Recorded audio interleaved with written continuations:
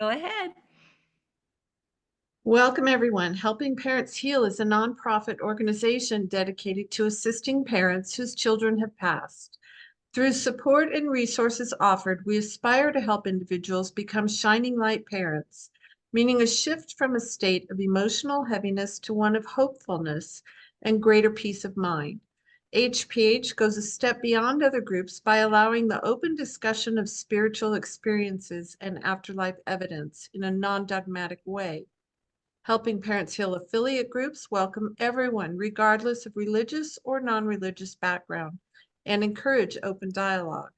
Attendance at this meeting is voluntary. We hope that participants will learn from and share with each other. Discussions here are confidential and not designed to replace traditional therapy or spiritual counseling. Zoom meetings run by leadership are not confidential. These meetings typically feature guest presenters and are posted on YouTube so that affiliate members worldwide can watch and benefit. Neither type of HPH meeting is designed to replace traditional therapy or spiritual counseling. Helping Parents Heal offers a wide variety of speakers, allowing parents to learn about many possible ways to heal. This includes presenters covering progressive topics such as afterlife evidence and connecting with children who have passed. The views expressed by our guest speakers may or may not reflect the opinions of Helping Parents Heal leaders and members, so we ask that you take from their presentations whatever may benefit you personally. Thank you, Elizabeth. Thank you, Lisa. That was perfect. And I'm going to go ahead and read Julie's very short bio. And I'm sure that a lot of you have already met Julie through our conference, and she'll be back this year as well. Psychic and medical intuitive Julie Ryan can sense what medical conditions and illnesses a person has and facilitate energetic healings. She can communicate with spirits. Julie can scan animals, access people's past lives, and she can tell how close to passing someone is. Her book, Angelic Attendants: What Really Happens as We Transition from This Life into the Next, describes a series of events that involves angels, multitudes of deceased family and friends, the spirits of deceased pets, and countless serendipitous and miraculous moments. Julie's children's books, Angel Messages for Kids and Angel Messages for Dogs, are picture books that have angels answering kids' tough questions. Each week, Julie scans callers on her Ask Julie Ryan podcast, which is heard by millions in over 100 countries throughout the world. Julie is a businesswoman, an inventor, an author, a podcaster, and a serial entrepreneur. Her surgical device inventions are sold globally, and she has founded 9 companies in 5 different industries, which is pretty incredible. I'm going to go ahead and copy and paste all her intuitive and medical skills are learned. So that's something that's real, or excuse me, psychic and medical intuitive skills are learned, which is something that gives hope to all of us. I'm going to copy and paste all of her links. And without further ado, please join me in welcoming beautiful Julie Ryan. Welcome, Julie. Thank you so much. What a delight to be back with all y'all. I live in Birmingham, Alabama, so that's how they talk down here. I'm not from here originally, but I can talk like them if I need to, darling. And Elizabeth knows that because we laugh about that. But tonight, what a delight to always be with you. And tonight we thought we'd change it up just a little bit and talk about how you can contact your children in spirit, your other loved ones in spirit, whomever, to help you in your lives. They're all waiting there to help us. All we have to do is ask. They're not going to interfere with our lives, but boy, when we ask for help, they are at the ready, and it's amazing the stories that I get to hear when we ask our loved ones for help. So let's see if this works. So I just am supposed to click this. There we go. Okay. So we're going to tap into spiritual energy and in all ways. So let's go back to some of the basics. You probably have all heard that we're spirits attached to a body having a human experience. I went through 12 years of Catholic schools, and I was taught that the spirit is someplace in the chest area. That's not what I perceive. What I perceive is that the spirit is the main part of us, and then the body is inside the spirit. If you look at the old masters' paintings of a religious figure, oftentimes they're depicted with a halo around them, around their head or around their whole body. That's their spirit, it's their energy field, it's their aura. It's all the same thing. So I believe that painters from long ago, artists from long ago could see this in their mind's eye. And just as we've become more well educated and more proof based, and, we think, well, how can that be? That doesn't make sense. And yet that's how it is. So remember that we're all spirits attached to a body, having a human experience, and the body is inside the spirit. A way that I like to describe this is think about going to the pet store and buying a goldfish. They're going to put it in a plastic bag of water in order for you to get it home. Well, if you consider that the fish represents the body, the water represents the spirit. Again, the body's inside the spirit. And as I perceive it, there's a membrane that encapsulates all of it. And I call that the energy field membrane. So that's how I perceive things. When I'm doing medical healings, I'm like a human MRI. I've worked with Elizabeth. You've already talked about that before. When she broke her wrist, she called me. She's like, oh my gosh, I broke my wrist. And so we were working on her. And it's like I'm a human MRI, and I can see in my mind's eye broken bones, torn ligaments, viral infections, bacterial infections, cancer, whatever. And then I watch energetic healings happen.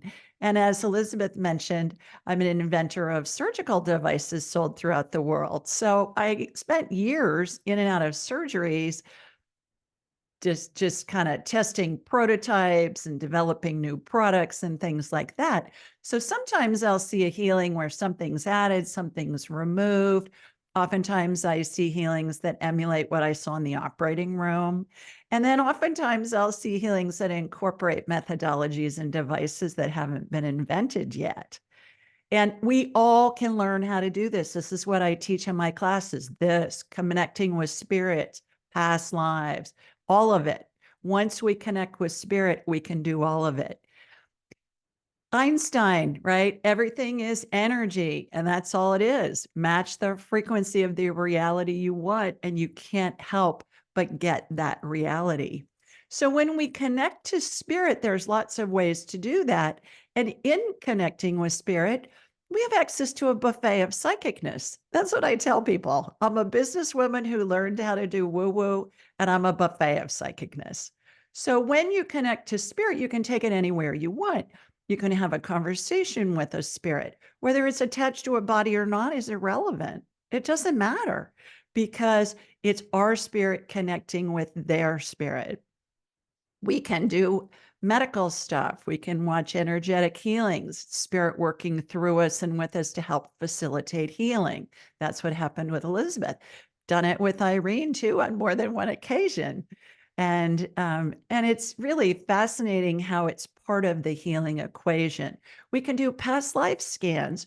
We can scan our pet. We can do future stuff, but with a caveat, because the information that we get on future things is what we're getting at this moment in time. There are a bazillion variables that can come in to affect an outcome. So I always tell people when they're asking me, well, what do you think's going to happen? Or can you tell me when this is going to happen? I'll say, here's what I'm getting right now. Maybe different in an hour, maybe different tomorrow, next week, next month, next year. Being able to connect with spirit and asking spirit for help has been around since the beginning of time. It's in all the holy texts. It's in every religion. Prayer. What's prayer? You're talking to spirit, right? You're talking to Jesus or Buddha or Mohammed or Moses or whomever. Every once in a while, people will say to me, well, I don't think what you're doing is right. And I'll say, well, do you pray? And that person will say, of course I pray. And I'll say, well, to whom are you praying? They'll say Jesus or God or whomever. I'll say, great. Do you get answers? Yeah. Well, so when you're talking with Jesus and you're saying prayers, is Jesus sitting on the couch next to you in your living room while you're talking to him? And they'll say, no. And I'll say, oh, you're talking to a spirit.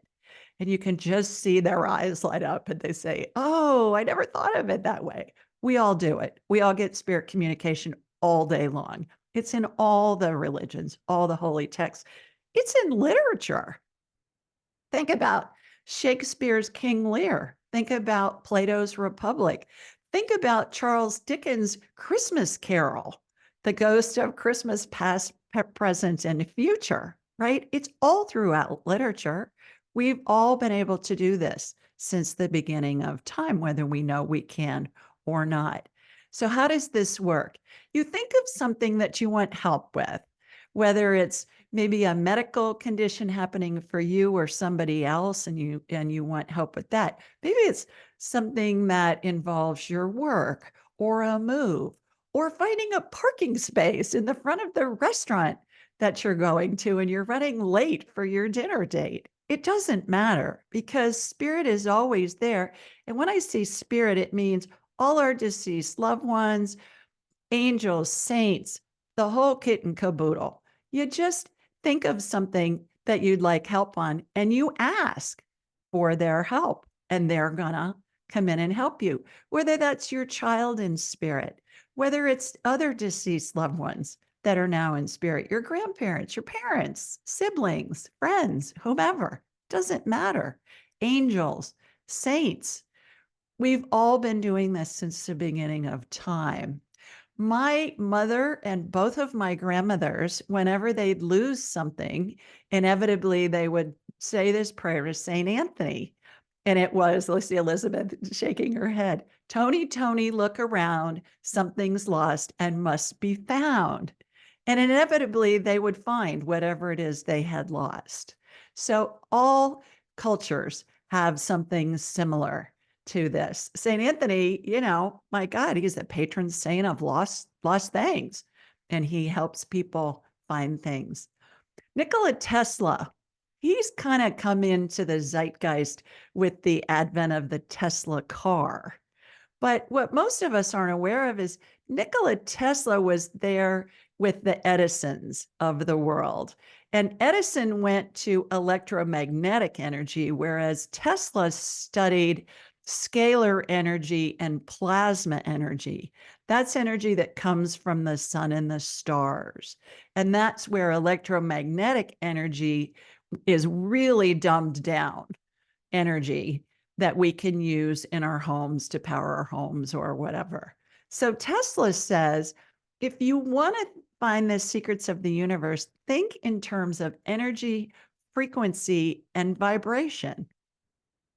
If you go back to your third or fourth grade science lessons, we all learned that everything is made of energy. Even our bodies are made of energy. And I'm sitting at my big cherry desk right now. And it sounds very solid, so you can hear me knocking on it. But I know it's made of energy, but it's vibrating at a slower speed, which is what makes it feel very solid. We are using energy to be able to be in this Zoom meeting together. Some of it's Wi-Fi, some of it's Ethernet. We can't see it, but we know it works because we're all together and we can see each other. Everything's made of energy. So how do you connect to a deceased loved one? How do you connect to your child in spirit and ask them for help? Well, I want you to think of your head as like a big satellite dish, and it receives and it transmits frequencies. Every spirit has a frequency they keep throughout all of their lifetimes. So it doesn't matter if they've reincarnated because their frequency is going to be the same.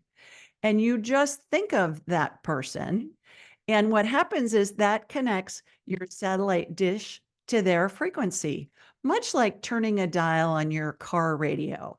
You're on 94.7 megahertz. That's a frequency. That's what the call letter is for that radio station. And let's say they're broadcasting country music. That's what you're going to get on that frequency, right?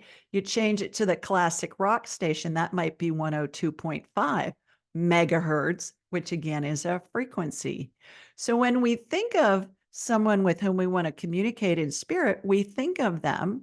That tunes our satellite dish head to their frequency. And it opens a two-way radio communication, if you will. It's really that simple.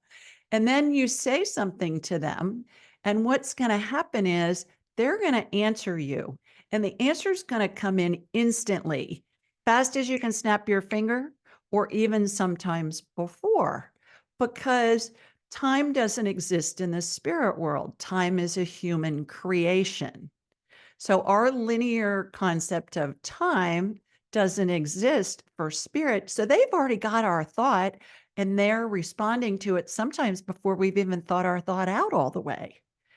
Don't be wigged out if that happens. It's very normal. So you say something to them, you're going to get an answer. Always trust it's that first thing within a second that comes back in your head. If you think about it for more than a couple of seconds, that's your brain talking to you. Ask the question again. The more you do it, the better you're going to get at it. Just remember, as fast as you can snap your fingers, you're going to get that answer from spirit. And then you ask them a question or you say a statement. But if you're asking for help, just say, hey, can you help me find a parking space in front of the Shalala restaurant or whatever? And they're going to go into action. You may need to drive around the block a couple of times, but I'll bet you're going to find a parking space in short order. Play with it. Play with this with things that don't really matter, like a parking space or like, I'm looking for a special kind of orange to eat and my grocery store doesn't have it. Where can I find it? And you'll hear maybe another store name in your head, or you'll hear go to Andy's Farmers Market and they'll have it there. And then take action. Go to Andy's Farmers Market. That's the farmers market I go to. It's called Andy's. That's why it came to my head. And I'll bet you'll find your orange. It's that simple. And the thing that's so fabulous about this is it's anything you want to know about any topic. You can ask them for help if you have some kind of illness going on with you or a loved one or a pet. You can ask them guidance on, is it in my best interest to buy this house? Is it in my best? I like to preface it with, is it in my best interest too? Or is it in Lisa's best interest too? ... Finish this sentence. Because that takes in all the variables that can affect an outcome. And there are many with that. So you ask a question and then you're going to hear their response, but it's going to feel like a thought in your head most of the time. You're going to think, oh, that's my thought. No, it's coming from your loved one in spirit. Again, that first thought that comes into your head is what you want to do. And then you want to be open to the other information that comes in and how it comes in. Because you may see something in your mind's eye that's a symbol. You may hear a song or something that's a message. You may feel goosebumps when somebody says something. That's kinesthetic validation that what you're hearing is true. We all utilize all these senses. We all learn through a primary way. And that's normally, it's been my experience, that's normally how spirit's going to communicate first. I'm a visual learner, so I see scenes in my mind's eye. If I'm scanning somebody medically, like I said earlier, I'll see their liver, or I'll see their kidney, or I'll see their broken wrist, like Elizabeth when she was, having surgery and we were texting and she said, I broke my wrist. I said, okay, they're going to need to do surgery on it. I'll be in the OR with you, which I was. And I could tell her who all the spirits were in the operating room with her. And they were all there to lend their support and guidance. But then the healing can happen. So pay attention to how it comes in, and it will come in a multitude of ways. The answer will. The other thing is be open to the information that you receive, because if it doesn't make sense to you right at the moment that you receive it, it may make sense to you later when you think about it, or it may pertain to something that hasn't happened yet. Look at her showing her wrist. Yeah, same thing. I have a client, this is one of my favorite stories. And we were having a conversation with her husband who was in heaven, her husband's spirit. And she was in very deep grief. And she said, I haven't gotten any signs. I don't think he's around me. I'm so distraught and I just don't think he loves me. And she was just really at the depths of despair. And so we were talking with him, and she said, I haven't seen any signs. So her husband's spirit said to me, tell her to look for the peacock. She said, look for the peacock. I live in Boston. We don't have peacocks here. I said, that's what he's telling me. Just look for the peacock. So we hung up from our conversation. Within 5 minutes, she emailed me because she opened her computer. She went on Facebook, and the first picture that showed up on Facebook was a big picture of a peacock. So that was her husband saying, honey, I'm around you. Look, here's the peacock. It didn't make sense to her at the time, but it was something that hadn't happened yet. When it happened, that really gave her a lot of hope that, okay, he really is around me. So be open to how it's going to come in. Furthermore, on the peacock, I told her, I said, you may see a picture of a peacock, which she did. You may see an actual peacock. You may see it on the side of a van, a picture painted on the side of a van. You may see a piece of jewelry in the form of a peacock. You may see it in a TV show, in a movie. Just be open to how it shows up. And those are all going to be signs from your husband, because peacocks are pretty random, I guess, when you live in Boston. But nevertheless, he got that sign to her. And when we do this, it makes us feel closer to our loved ones in spirit, whether that be our children or a deceased parent or a grandparent, because we're working in tandem with one another. And they're helping from heaven and we're helping from earth. And when we combine the two, miraculous things can happen. And they do every day, all day long. Here's another one of my most favorite examples. As Elizabeth mentioned, I have a call-in show every Thursday night at 8 Eastern, and it's Ask Julie Ryan. It's on all the podcast networks. You just go to AskJulieRyanShow.com if you want to join us. And people call in from all over the world. People are on YouTube. We do it in a live stream, and they're putting questions in the chat. But if you want to have a conversation with me and you're calling in, go to AskJulieRyanShow.com. So this gal called in, young gal, her name was Chloe, and her grandfather had recently passed. Her grandmother was so distraught because her grandfather had Alzheimer's and the grandmother had taken care of him for years. And then it just got to the point where he needed more care than what Chloe's grandmother could provide. So she got him all settled into an Alzheimer's care facility, and he died the night he was admitted into the care facility. So grandma had lots and lots and lots of guilt. So Chloe's calling in and she's saying, can we talk to my grandpa? And does he have a message for my grandmother? And so we're talking to him and he's given us lots of information. This is all on the show. It's on that episode that I just mentioned. What is it? 412, episode 412. You can listen to this anywhere you download podcasts and on YouTube. So Chloe, we're talking to Grandpa, and Grandpa says, I want you to take your grandmother a daisy and tell her it's from me. And he was very emphatic about not a bouquet of daisies, but just one daisy. And this was in the fall. So daisies were not necessarily plentiful like they are in the summer and the springtime. Nevertheless, he said it several times. He was very emphatic. I just want you to take one daisy. Fine. I said to Chloe, look up the meaning of daisies. What do daisies signify? Love, sunshine, whatever. So the next morning we released the show and I get a note.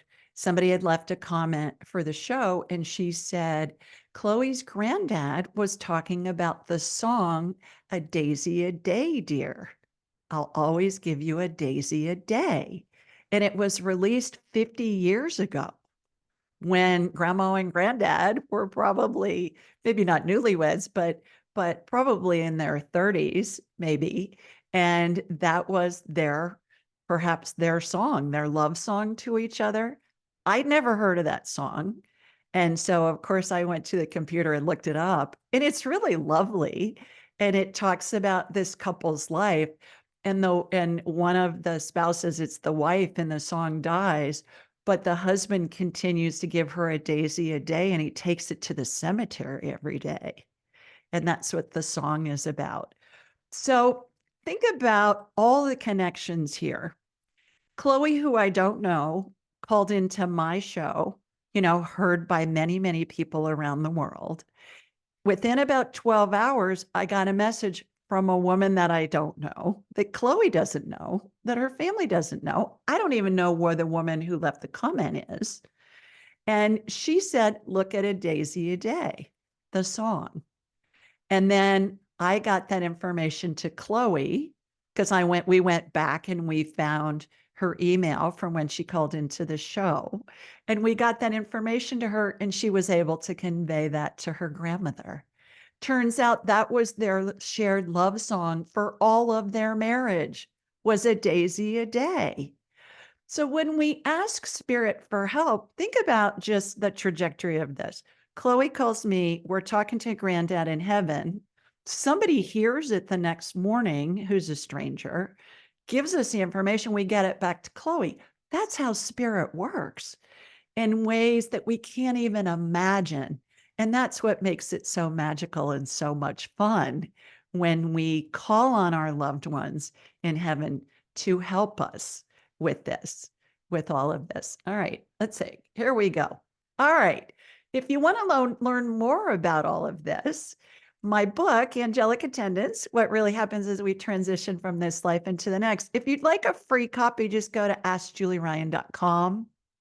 You'll see a button there on the homepage right when you get on there, and it says request a free book, and just mention that you heard me on the HPH call tonight, and we'll be delighted to send you a digital and an audiobook copy. And then you can learn about what happens as somebody's dying, how we're surrounded by angels and the spirits of deceased loved ones. You'll hear about what happens with angels and deceased loved ones in the operating room. Lots of great stories from families with whom I've worked. And you'll hear about my journey, about how I learned how to do all of this stuff. I learned this, and I teach people how to do this around the world. And as luck would have it, my next class is this weekend, and it's May 18th and 19th. It's going to be live online. And anybody that wants to join us, just go to askjulieryan.com and click on the training button, and you'll see it. There's a pop-up that'll come up, so it'll make it easy for you. And we give a portion of the training fee to Helping Parents Heal as a donation. If you prefer to do the training in person, we'll be doing that November 1st through the 3rd in Atlanta. And again, a percentage of the tuition will be donated to Helping Parents Heal. So if you're interested in learning about how to access your own buffet of psychicness, just go to askjulieryan.com and you'll learn more about all that. So thanks, everybody. I'm open for questions, Elizabeth, if anybody has any. Yes, wonderful. So let's stop sharing the screen so that people can Okay. see you. That's okay. All right. Let And then me see if I can do that. before we do this, I just have to say that Saint Antoine de Padoue, this thing about Saint Antoine, I've used it so many times, and every single time it works. And in French, I say Saint Antoine de Padoue, voleur filou, rendez-moi ce qui n'est pas à vous, which is not a very nice thing to say. It's Saint Antoine de Padoue, silly thief, give me back that which is not yours, which is kind of funny. But I have been at the Ashboro Zoo in North Carolina with a gold bracelet that my husband gave me that fell off as I was walking in the zoo. The zoo covers miles, and I started saying it as soon as I realized I didn't have it. And when we got to the front of the whole zoo, we asked, and they called to see if anyone had found it, and there was one of the wardens who was coming in a golf cart who was bringing gold uh, my gold bracelet. When I was in France one time, we went into a restaurant and I lost that same gold bracelet. Oh, wow. And I kept saying it over and over again. And the next couple that came into the restaurant, they looked down on the welcome mat and there was a gold bracelet right there as you walk into the restaurant. And they came in and gave it to the people at the front desk. I mean, obviously most times people would just pick that bracelet up and take it home with them, but it's worked so many times for me, and I just think it's so interesting. I see that Bernadette has a different version of it, but also about Saint Antoine. So anyway, I love all these stories that you've been telling. It's so much fun to hear about how we can improve our lives by allowing our loved ones to help us find a parking space or heal.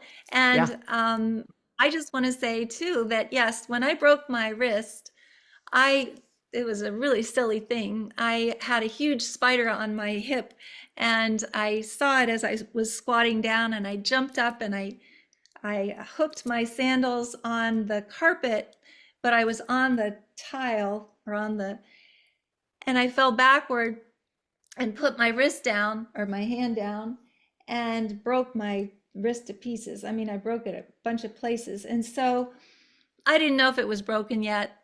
And Julie said, yes, it's broken. You're going to need to have an operation, but it'll be fine. And I do yoga, and I actually get up on my hands and balance myself on my wrists, and I don't have any trouble doing so. And I'm pretty sure that this is because of the fact that Julie sent me healing, but I don't know if you even see a scar there. There's no scar anymore. I mean, Yeah. it's just a little teeny tiny scar. Yeah. So anyway, let's see. So Jennifer is saying, I'm in such despair. Can you connect my surge? Let's see. I'm not sure what that surge, my son Corey. I'm feeling very lost. Jennifer, I can't understand that word. I'm sorry. My surge. Um, Maybe let's go to Rita first. What can we do to help spirits reach us? What makes it difficult? So I think this is a very good question because it's important to maybe prepare ourselves to be able to speak with our kids in spirit. Yeah. Oh, Yeah. Well, when you're in deep grief, certainly it's a low vibration. Anything that feels bad is a low vibration, and spirit vibrates on a high vibration simply because it doesn't have the mass of the body. Talk in analogies a lot. And my analogy for that is it's kind of like imagine running an electrical current through a bowl of pudding. It's going to slow it down because of the mass of the body. It would be the same thing. So, a couple of ways to raise your vibrational level. The easiest way, in my opinion, is stand in the Superman or Superwoman pose, hands on hips, legs spread apart. And here's the Julie Ryan hack. Envision a geyser of energy coming from the core of the earth, which is where scalar energy is, what Tesla was talking about.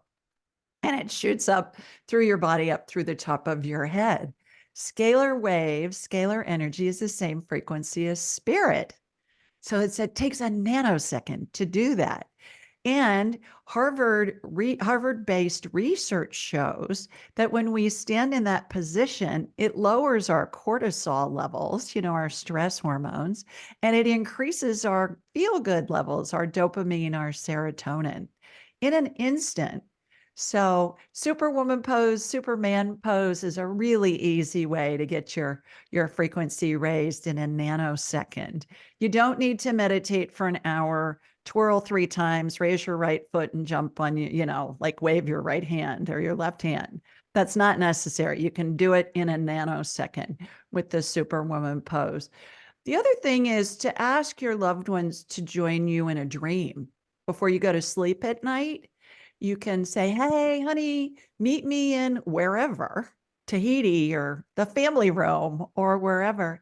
And there, it sometimes is easier for them to communicate with you in dreams because every night when we go to sleep, we get back to the factory preset vibration of spirit. And that's the vibration that we all come in with. And then we're busy during the day and we have grief and we have our jobs and we're running around and doing things like that. So when we sleep, our brains rest a little bit and we always go back to the vibration of spirit, which then remember the satellite dish and opening the two-way radio, you're on the frequency of spirit then while you're asleep. And sometimes it's easier for them to communicate with us in that way. So try a couple of those tricks and see if it helps.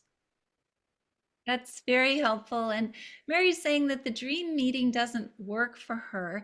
One of the things that I've heard is that putting some water near the bed is a good way to conduct that energy. But also, I've also heard that it's important to determine a place that you and your child are going to meet. So, a favorite place that you spent tons of time before they transition, whether it be on the boat that you used to spend time on, or on a favorite bench, or wherever. And don't expect it to happen the first night. It might take a little time for them to get that invitation correct. They're learning this as much as we are, right? They're learning how to do this, how to navigate this communication as much as we are learning how to communicate with them, I believe. Is that true, Julie? Oh, I agree. Absolutely. And focus on what you want, not that it's not happening for you. That's what we tend to do as humans is we focus on the problem. And that's the vibration that we're on. That's what Einstein and Tesla were talking about. If your frequency is set to, I can't connect with my child, I can't, well, that's what you're going to get. Instead, focus on, I'm connecting with my child. My child's connecting with me. Focus on what you want. And that sounds so simple. And it really is that simple. Because when you focus on what you want, then you're on that frequency and expect it and expect the people that you need to show up, whether they be spirits or humans, doesn't matter. Expect the people to show up when they, at the right time. Expect the circumstances to all converge at the right time. And you'll get what you expect. You'll try it, play with it with things that don't matter. Like go back to the parking space or the whatever, play with it. And then you're going to get really good at it. Well, that's a perfect explanation. And I think that it's very important for people to understand too that that intention of planning on speaking to our kids is what actually allows us to do so. And I remember when Morgan transitioned, the first thing that my doctor said, my GP said, was that I needed sleeping pills to be able to sleep. And that was the first thing that he wanted to give me as soon as I got into his office for my annual visit. It was very soon after Morgan transitioned, and I already knew that I really, really wanted to connect with him in my dreams. And I thought, if I'm really zonked out, I'm not going to be able to. I'm not going to be able to talk to Morgan or connect with him. So I think that it's important, first of all, to be able to sleep normally so that we're able to connect with our kids. But also, there are a lot of other things that can raise our vibration. And I think that some of them might be just meditating a little bit before you go to bed. And not that everybody's good at meditating. Meditating can be a moving meditation, it can be hiking around the block and just thinking about your children as you're doing so. It can be standing outside and taking your shoes off and placing your feet in the grass if you can. Just connecting to the things that are important. And I I think that being able to do so allows us to connect so much easier with our kids. And I'm so glad that you're saying these things. It was really fun to listen to what you were saying in your presentation. Well, So and let's also, see. may I add something to your comments on that last question? Be open to the signs they're going to send to you. Ask them, say, hey, send me a ladybug, send me a quarter. We released a show a couple of days ago with a mom who lost her 19-year-old daughter in a car accident. And she said that this daughter sends quarters. They find quarters in the most random places. And I asked her on the show, I said, well, in the interview, I said, well, what's the significance of the quarter? Does that mean anything to you? And she said, absolutely, because when my daughter was young, we still had payphones. And I would always put a quarter in her pocket and tell her, here's a quarter in case you need to call home. So she said, we find quarters all over the place. And I consider that to be my daughter Jillian calling home. So be open to signs. Ask them to give you a sign. Ask them to, you know, send you a cardinal or send you whatever. And even if it's random, I have one client who her husband's recently passed, and she asks him for the most outlandish things when she goes out the front door. And she told me recently she was going out the front door and his name was Frank. And she said, hey, Frank, I need a pink elephant. She said she was at the stop sign. She was like less than a mile from home. And she was getting ready to turn onto a busy street, and a van went by and it had a pink elephant painted on it. Oh my So, gosh. I mean, the stories are endless. So ask them to send you a sign. And then when you see something and you think, oh, my loved one sent that, go with that. What we all do is we discount it and we say, oh, that's just my imagination. No, always remember, snap fingers, first thing that comes into your head, instantly go with that. That's from spirit. And say thank you. You always have to tell them thank you because then they know you got it and they'll keep trying, which is so wonderful. Lorraine is saying something that's kind of cute. She says, "I'm not sure what it means that you happen to use the examples of daisies and peacocks other than I am supposed to be here right now. In case you can't see, I happen to have painted gerbera daisies on my wall and a giant peacock on the wall behind her as well. So Oh that's my painted as well. gosh. Wow. That's pretty No cool. coincidences Obviously, in life. We yes, had a she gal was. call into the show a couple of weeks ago, and we were talking with her recently deceased husband, and the husband was talking about daffodils, and he said he was showing me daffodils, and she reached over to the side. She was in her kitchen on her computer, and she pulled this huge vase of yellow daffodils. And I said, that's him letting you know he's right there with you. So yeah, they're gonna come up with all these different signs and symbols and things that just seem so random at times. And yet that's what they're sending to you to let you know that it's really them with whom you're conversing. That's beautiful. Well, I was just wondering if you could go through the different people who meet us when we transition. Do you have time to do that? Because it's Sure. always so Yeah. wonderful for everyone to hear that, and I think that it brings a lot of peace as well. Sure. Nobody dies alone ever, ever, ever, ever, ever. And that's what my book, Angelic Attendants, is about. And so when we're transitioning, whether it doesn't matter how, if it's very sudden, like in a case of a homicide or a suicide or an accident, or if it takes over days, weeks, months, even years, we're all surrounded by angels and the spirits of deceased loved ones and pets as we're transitioning. And I depict what I call the 12 phases of transition.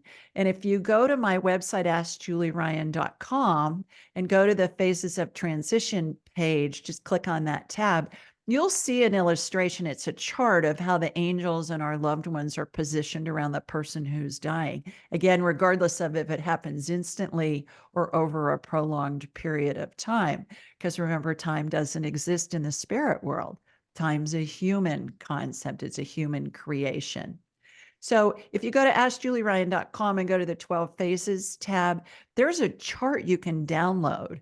And when somebody is with a loved one at the end of their lives, I'll say, download that chart, save it on your phone. It's free to download it. Just download it, that chart, save it on your phone, and then just ask, what phase of transition is my grandmother in? What phase of transition is whomever in? And you'll hear a number in your head. Again, that first thing that comes in, and then you can refer to the chart.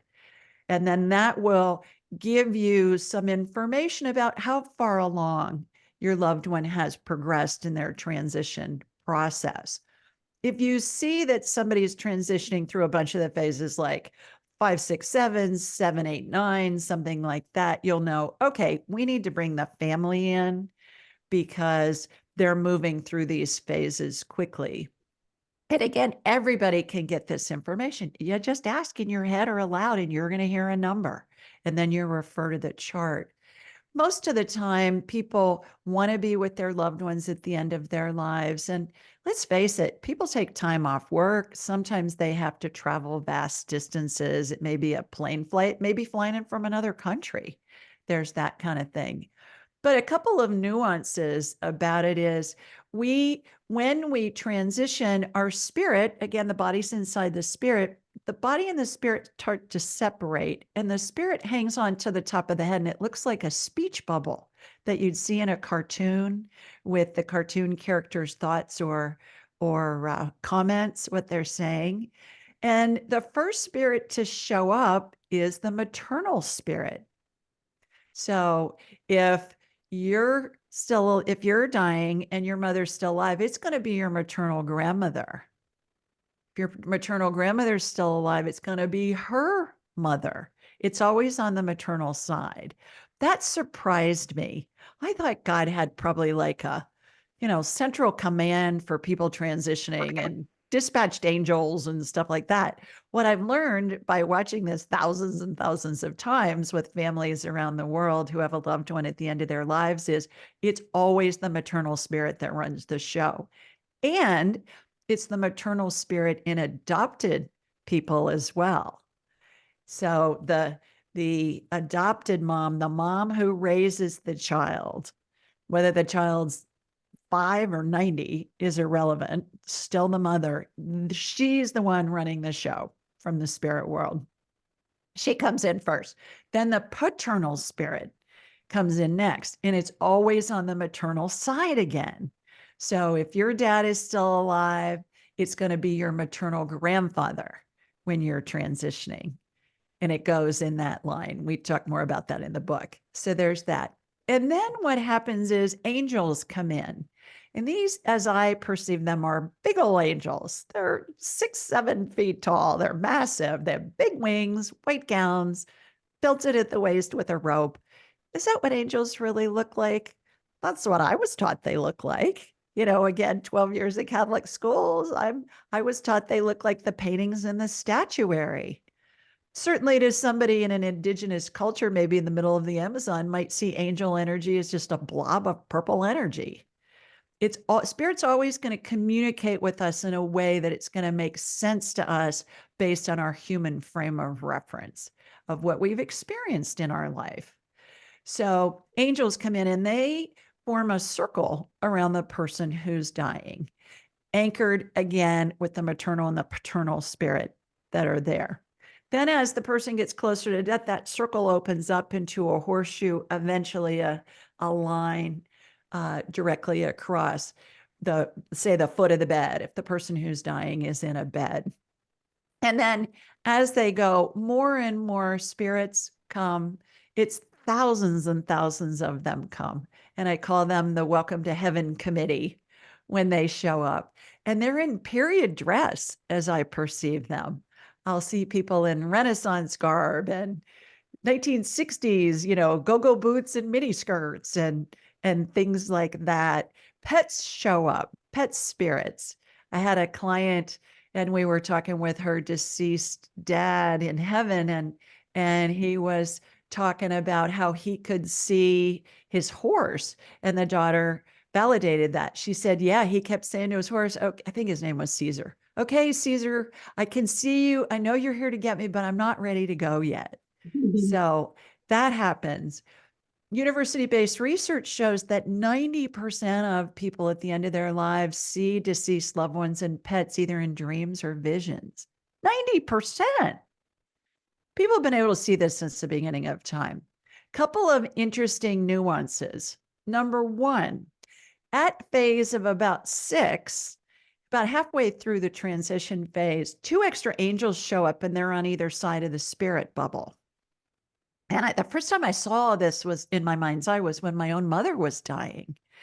And so it was really, I felt like I was on a teeter-totter because my heart was breaking and that I was losing my mother. And at the same time, I'm seeing all this spiritual stuff going on. And I thought, okay, this is going to be interesting. So these angels show up about phase 6.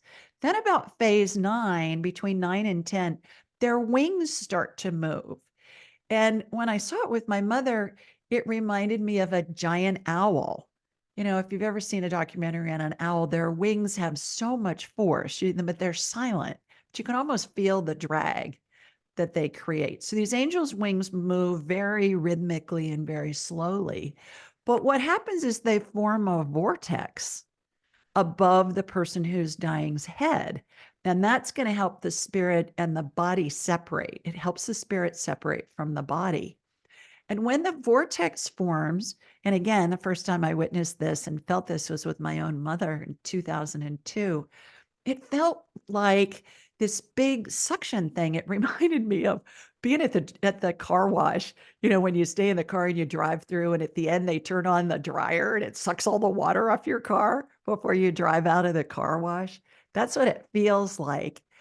And so when I was writing the book, I was led to look up wings, vortex, stuff like that, like angel or owl's wings and vortex.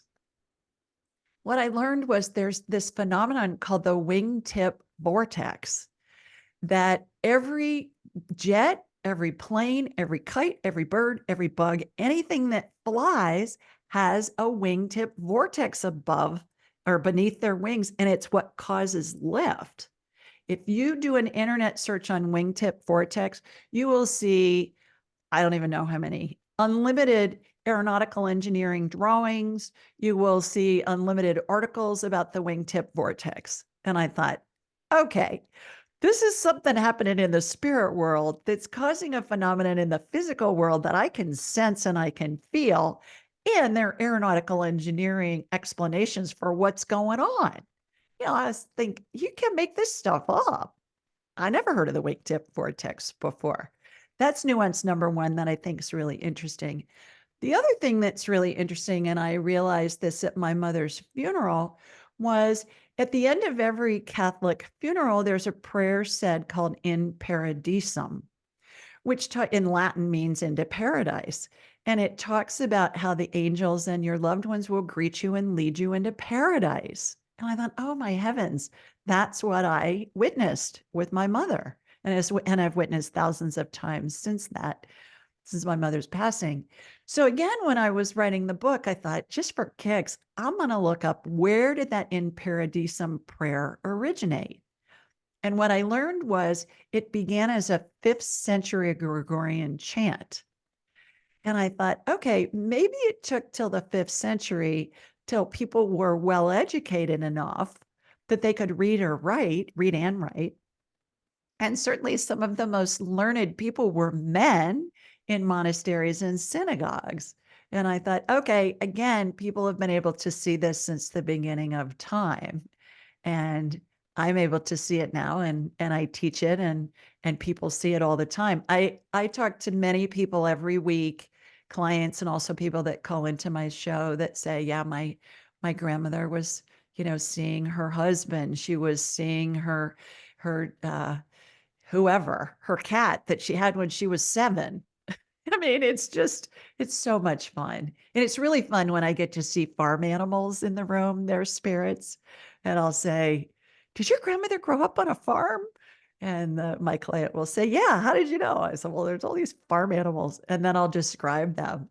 And the the daughter or granddaughter will say, yeah, that's Bessie, her cow, and that's Lassie, her dog. And it's really fun. And it gives a glorious component to a heart-wrenching situation. And I think it's super important to remember that nobody dies alone. We saw that there was so much extra grief during the COVID situation when people were not allowed to be with their loved ones at the end of their lives. And they really struggled with that. And so it's been my mission to tell them they weren't alone. They were surrounded by lots of deceased loved ones and angels and pet spirits. We were actually meeting during COVID when you were saying that. And I know that it was so reassuring to so many parents because we did have a lot of children who were transitioning in hospitals by themselves, but certainly not by themselves in terms of the people that were greeting them. And um, also, I have a question here. You were talking about the adoptive relatives. Mhm. So, um, do the birth moms also, she's saying birth mom, maternal relatives, or adoptive mom, maternal relatives. So, would the mother also be there, or is, Yes, I her guess it, spirit. Yes, her spirit's there if she's deceased, but it's the mom who raises the child who's running the show from the spirit world. That's been my experience many, many times. And the other thing to remember too is that our children choose us when they choose us before they're conceived. And I can see what I call spirit bubbles of babies, and they're always over the shoulder of the mother, of the birth mother, of the biological mother. And they look like little orbs. If you've ever seen an orb in a picture, that's what they look like. And how I understood that the adopted moms were chosen too is I was at a party one night and my friend who was hosting the party introduced me to a friend of hers and she said, she's not feeling well. Can you scan her? And la, la, la. I said, yeah. And I said, you have baby spirits and they're twins above. You've got one above each shoulder. She didn't look pregnant. And I said, are you pregnant? And she burst into tears. And I thought, oh my, I've just offended this woman and I don't even know why. And she said, no, I'm not pregnant. This was a Saturday night, but she said on Wednesday, we're flying to Guatemala because we're adopting twins and we get to be there for their birth on Friday. that's So so those beautiful. babies that I have goosebumps just telling you that story, which is validation from spirit. So those baby spirits were attached to the adopted mother's energy field and I could see them. And since that time I've told that story to so many adopted parents and they love to hear it. And they love to hear that the adopted mom's going to be the one. It's been my experience that she's the one running the show from the spirit world. I don't know if we have time, but I think we do. There's a question from Michelle saying, what happens with a sudden passing, unexpected passing in a second? She says the 12 phases wouldn't happen then, but they do, don't they? They They happen do. in any. Yes, absolutely. And as I mentioned earlier, they happen regardless of how somebody passes, whether it's instantly or whether it's over a prolonged period of time. Because keep in mind, time doesn't exist in the spirit world. Time's a human creation. So, do we understand that? Do I understand that? No. So I go to, that's what I'm told. Is it feasible? Yeah. Will I know more about it when I get to heaven? Yeah. So that's where I go because I think a lot of this stuff we're not supposed to know. We're supposed to be living the human experience. And we'll find out all of that in due time when we get back to heaven. Oh, this is also beautiful. I just have to say that Lori is saying that her mom saw her son when she transitioned, and then her son saw his dad before that. So Yeah. I guess that must have been telling her that he saw these family members. And I just think that this is all so helpful to everyone here to know that our kids are never ever alone when they transition, as well as any of us. If we were to transition, we are also surrounded by people who love us. And Mhm. one of the most exciting things for me to hear always when you say this is that that our pets in spirit are also with Yeah. us, which is very important because they are probably the most important part of a lot of people's lives, and farm animals too. That's great. That is I just know. so It's wonderful. hilarious. May I make may I share one more thing about that? Sure. I have a, client whose dad, we were talking to his spirit in heaven, and he was describing what happened and going through the vortex and all that stuff. And he said, honey, it was like a magic trick. He said, all those spirits were in the room with them. And then when I got to heaven, they were all there too. He said, it was like, the magicians that put the lady in the box and spin her around and she disappears. And then they spin the box again and she reappears. He said, it was great. It was the best magic trick I've ever seen, which I just thought was so cute when he said that. Well, I just want to also say that one of our affiliate leaders in Australia, so she must be watching from Australia right now, says, Carol says, I found this to be true. So she's talking about the 12 stages as well. When I've done end of life care healing, always seems that the mother's side comes through first, which I think is interesting that over in Australia, same thing happens, obviously, Mhm. which is very, very interesting. But we're so excited about having you at the conference. That'll just be wonderful. I'm so excited about my wrist, which is fine now. And I know that everyone's going to love meeting you.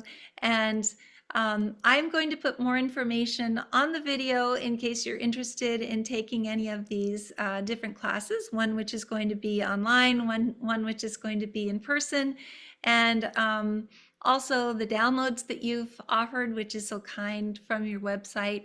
Yeah. And we always ask everyone to say thank you and good evening. But before we do, did you have anything else you wanted to say to us, Julie, before we end? Just askjulieryan.com. I'm on Ask Julie Ryan on all the social media. I'm at Ask Julie Ryan on YouTube. And we've got, gosh, hundreds of videos of my call-in show and interviews. And Elizabeth has been on the show. I'm going to have Lisa on.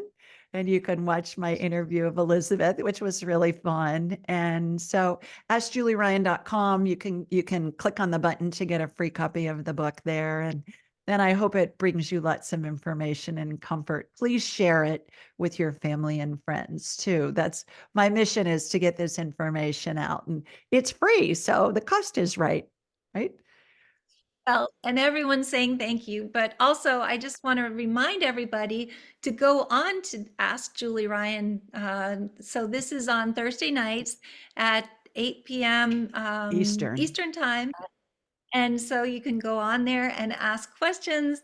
So it's really a lot of fun in case you guys have a free Thursday night and can go on and spend time with Julie. So thank you so much. And again, we always ask everyone to unmute and say thank you. And if you'd like to go ahead and do so, go ahead. Thank you. Thank you. Thank you so much. It was Thank great. you. Thank you so much. Thank you. Yes. Thank you so much. Thank you. Hey, Julie. Bye, everybody. Bye, Bye, everyone. Thank you. Thursday. Bye, everyone.